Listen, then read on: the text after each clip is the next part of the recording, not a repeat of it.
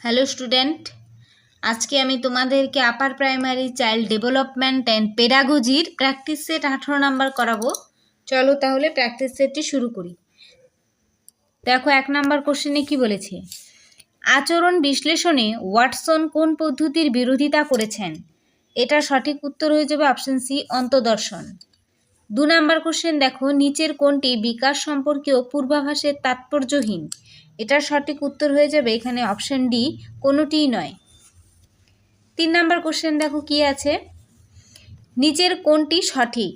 তো এখানে সঠিক হয়ে যাবে অপশন সি, ব্যক্তি হলো বংশধারা এবং পরিবেশের গুণফল। 4 নাম্বার কোশ্চেন, সামাজিকীকরণের ফলে শিক্ষার্থীদের যে পরিবর্তন হয় তা জানার জন্য প্রয়োজন হলো।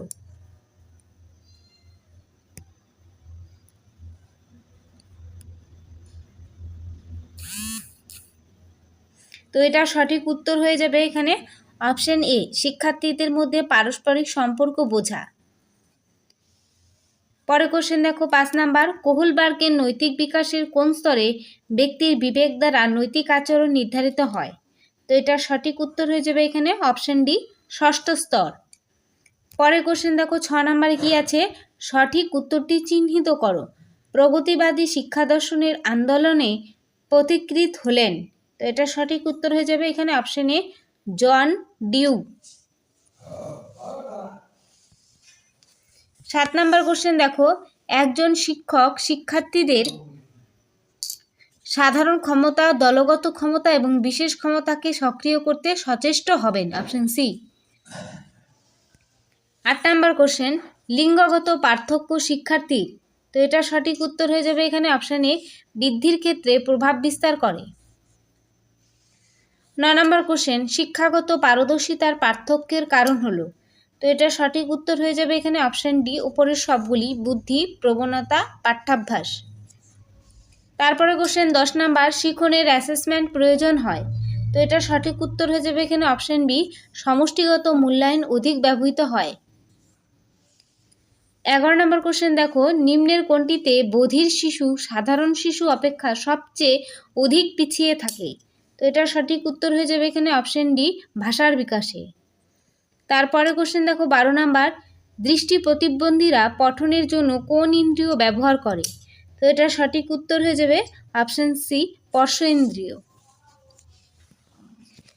পরে কোশ্চেন দেখো 13 নাম্বার, অনুবর্তন প্রতিক্রিয়ার নিচের নকশার এ, বি ও সি পূরণ করো।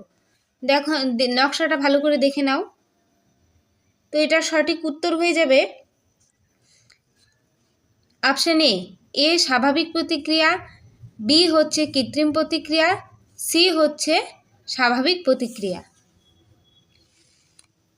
তারপরে আছে দেখো 14 নম্বর কোশ্চেন, নিচের কোনটি সঠিক নয় প্রতিপাদন পদ্ধতিতে? তো এটা সঠিক উত্তর হয়ে যাবে অপশন বি, প্রদর্শনী শিক্ষার্থীদের সর্বক্ষেত্রে অংশগ্রহণ বাধ্যতামূলক।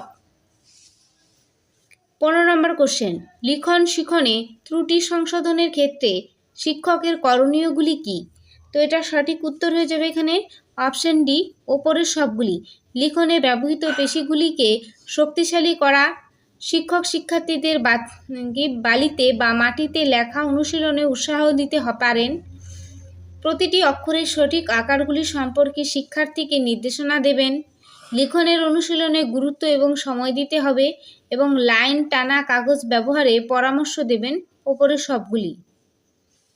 তারপর দেখো 16 নম্বর কোশ্চেন, সৃজনশীলতা সাধারণত যুক্ত থাকে।